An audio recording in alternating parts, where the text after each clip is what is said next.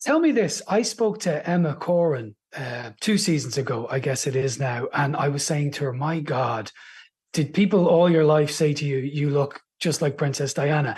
And then I didn't necessarily think that about you. And then I watched part one, and it's spine tingling. It's like she's in the room, God rest her. Was this a thing people had ever said to you before, or were you also transfixed by your own image when you saw what they'd done to you? It wasn't something that people had said. The first time I caught an inkling of it was when I auditioned for a really small part in season 2, which I didn't get, and I started to hear whispers along the Crown grapevine that maybe they, were thinking about Diana. That was the first time I had ever considered it.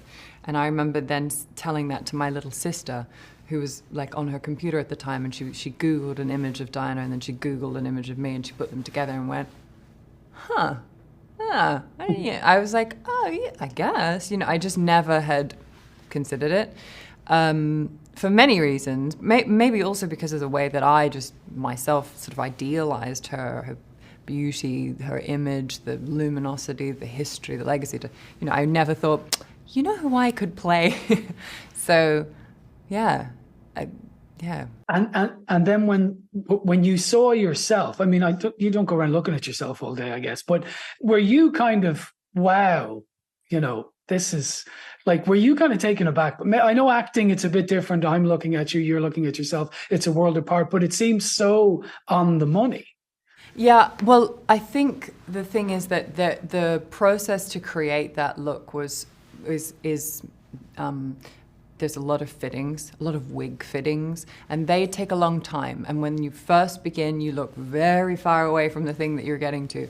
So it's this incremental process of, and I'm not kidding when I say it's like 4 people standing around a wig and one bit gets snipped off and then everyone steps back and looks at it and then snips a little bit. It's this very gentle process to create, to make the effect that is eventually made. Mm-hmm. And then it's all the other layers of makeup tests, camera tests. But the very first time I was fully made up for a camera test for season 5, I remember looking in the mirror and feeling, I didn't really know what I felt about it. And I walked out of the corridor, and as I walked down the corridor, the people who were sort of coming out, or the ADs who were coming to look for me, everybody sort of got a little bit of I think they got a bit spooked. So that's when it was more for me playing her, because as an actor, I see myself.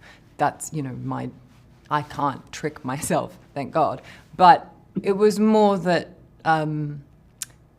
people around me always responded in such a kind of visceral way that was really helpful for my confidence, I suppose. I thought, well, I guess it's working. Yes, it certainly works. And tell me this, you mentioned the history and all, but my understanding is you were 7 when she tragically passed away. Now, you're Australian, like Irish people. We have an interesting relationship with the monarchy over the years. Did she loom large in your young life, or was it too distant? Or like, do you remember even hearing about that when you were 7, or is it only retrospectively you think back on that? No, I've said that I distinctly remember watching my mother watch the funeral procession. That was the first memory I have of the impact that this person had on the world. But I do also remember because just like in the UK and all over the world, in Australia, she was also on the front of every woman's magazine all the time. And so, when you're this high and you're in the supermarket checkout line, her face is staring back at you a lot. And I really do remember that face. And what a magical concept a princess is. When you're 5 or 6, it's a being from another land who possesses this incredible beauty, and she's obviously very important. And so I guess I had a vague concept, but it was really the funeral and also as I've mentioned before, it was seeing I distinctly remember watching her boys in that funeral procession and trying to sort of understand in my 7-year-old brain the loss of their mother, that really stuck with me at the time. Yeah.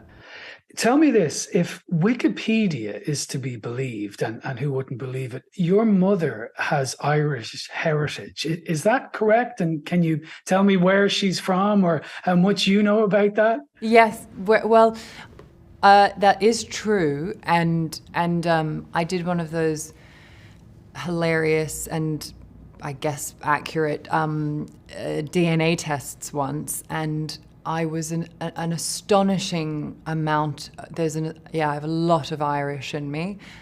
County Mayo and County Clare, something 45% or something. I went, oh, I guess we are quite Irish. So yeah. Yeah. That's a lot of Irish. It's a lot of Irish, and the rest of it is Polish. So I went, okay. There's a lot of potatoes in my ancestors' lives. Yeah, well, there are worse mixes than Irish and Polish, It's true. I'll take it. Yeah, proud. Absolutely. And very so proud. You should. Wonderful. Well, listen, continued success, and thanks a lot for talking to me. Thank you so much. Have a nice day. Talking of Prince Philip, there is this idea of him, and I probably have it as well, as this man who was out of time and out of step with the modern world and all. But The Crown, and particularly your portrayal of him, maybe makes the case that at source he was just trying to protect his family, and we see it a lot with his protection of the boys particularly and all that was one of his motivations, not just to live in an old world or whatever. How do you see it? Well, I think we explored that side of him in Series 5, where he wasn't living in the past, that he was a man who was always questing and questioning, and had lots of interests outside of the royal family, and would have, if he'd not been part of the monarchy, if he hadn't married into it, he would have had a very different life. But I think what I discovered about him, and the audience will in Series 6, is that he was, he's the head of the family, he's like the managing director of this company. And you see it in their treatment of the news of Diana's death, where as far as I'm concerned as an actor, you purposefully see a lack of emotion. And he immediately starts thinking about protocol, and that we're sorry, but she can't be accorded the dignity of a royal funeral and all that kind of thing, which then prompted that huge outcry from the public that they needed a different response. But they wanted the royal family to have the same emotional response to Diana that they were having. And I think it's quite valuable. So I remember having those feelings at the time. It's like, why the hell aren't they coming out and saying how sorry they are and it's awful, and to have the chance to show people what was going on behind the doors, or what Peter Morgan assumes what was going on behind the doors, is very valuable, I think. Yeah. Did the death of the Queen, not to be too morbid about it, but did that hang over the filming in any way, or was it maybe you guys are actors, so you get on with it, but I wonder, did it give it, I don't know, a melancholy hue to proceedings? No, I think I wasn't there. I wasn't on set when it was announced she died, and I got on set about a week later. But no, it certainly didn't change anything, really. But if anything happened, to me especially, it strengthened the feeling that, yes, we'd dealt with her with dignity and respect. And I think if we'd thought, we have to do something different, now she's died, it would have said we'd got it wrong before. And I don't think we've ever got it wrong about any member of the royal family. Yeah.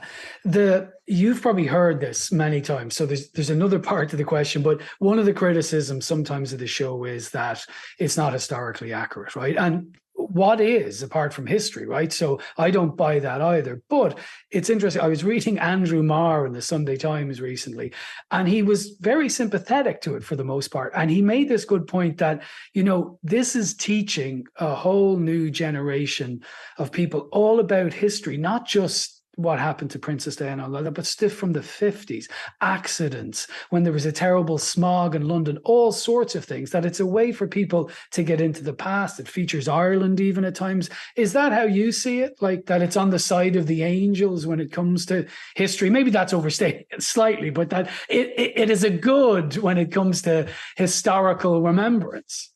Yeah, I think it is. I think people don't give enough credit for the historical accuracy that's involved. I mean, what Peter seems to be doing is he's taking these enormous events in history, which we all know about as participants and viewers, and he is showing the emotional life of the characters involved at those times. It is.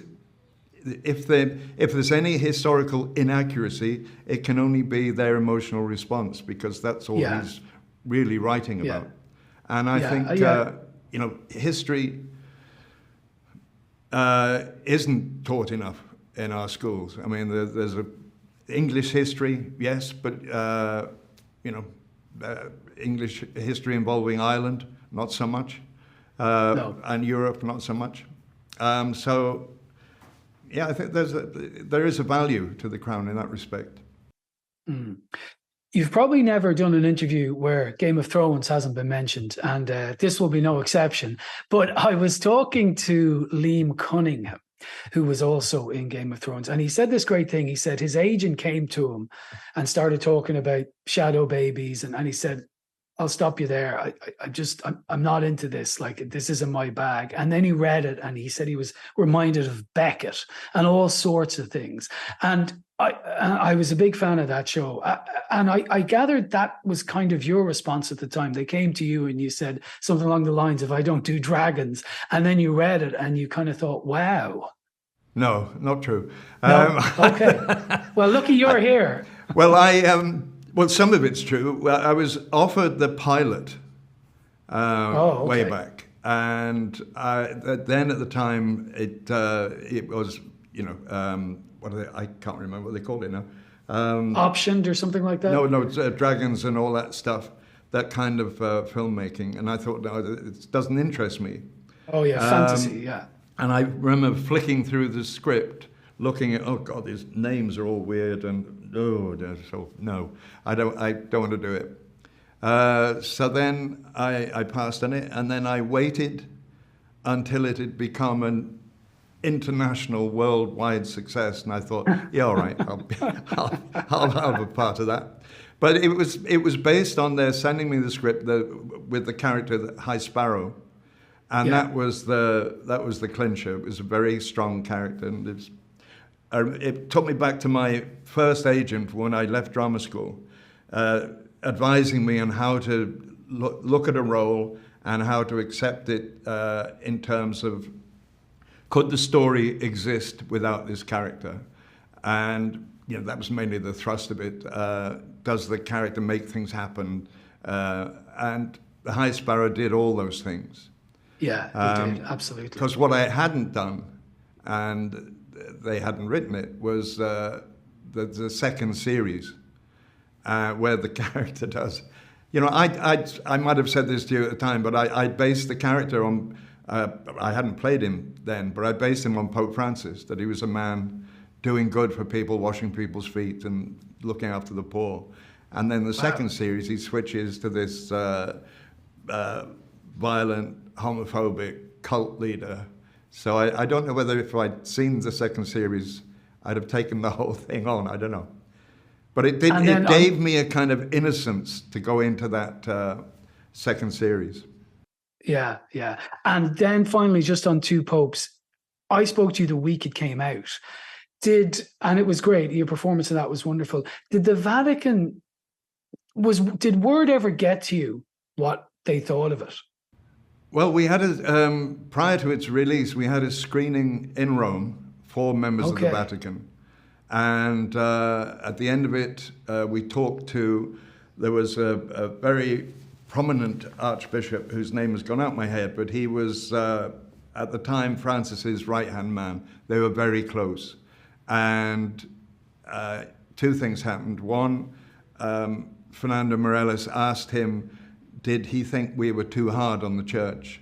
And he said, not hard enough. And the second thing was, could he have a DVD to take to Francis? Because he knew he'd like to see it. Okay. But we never got a review, sadly. Okay. No. Yeah. There's still time. Well, listen, my apologies to Netflix. I'm way over time, but you are a beguiling presence. So thanks very much for talking to me, Jonathan. All right. Nice to talk to you again. Thanks. You too. Cheers. Bye-bye.